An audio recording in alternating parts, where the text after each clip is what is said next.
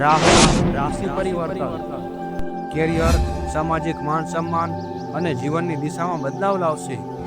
આપણે આપના લક્ષ્યને પ્રાપ્ત કરવાનો સમય આવી ગયો છે.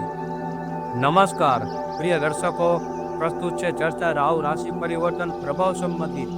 18 મે 2025 રાહુ મીન રાશિમાંથી કુંભ રાશિમાં પ્રવેશ કરી ચૂક્યા છે, જે 25 નવેમ્બર 2026 સુધી રહેશે.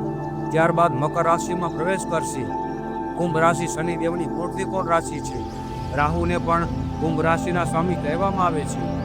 વૃષભ રાશિ, રાહુ આપની કુંડળીના 10મા ભાવમાં ગોચર કરશે. કેરિયર, સામાજિક માન સન્માન અને જીવનની દિશામાં બદલાવ લાવશે. આપણે આપના લક્ષ્યને પ્રાપ્ત કરવાનો સમય આવી ગયો છે. જીવનમાં સ્થિરતા અને મજબૂતીથી આગળ વધવું, કેમ કે રાહુ ભ્રમ પણ ઉત્પન્ન કરશે. 10મા ભાવના રાહુની દ્રષ્ટિ આપના ધન અને વાણીના ભાવ પર પડશે. ખર્ચ અને વાણી પર સંયમ રાખવો.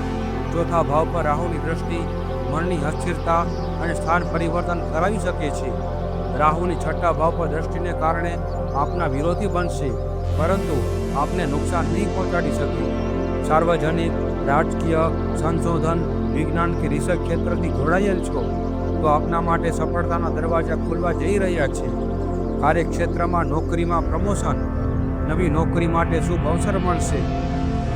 જો આપ પૈસાના જોરથી સફળતાને પ્રાપ્ત કરશો તો સાવધાની જરૂરી છે. આપ ધોખાનો શિકાર બની શકો છો. જો આપની કુંડળીમાં રાહુ મજબૂત સ્થિતિમાં છે તો આપને સફળતાની ઊંચાઈ પર લઈ જશે.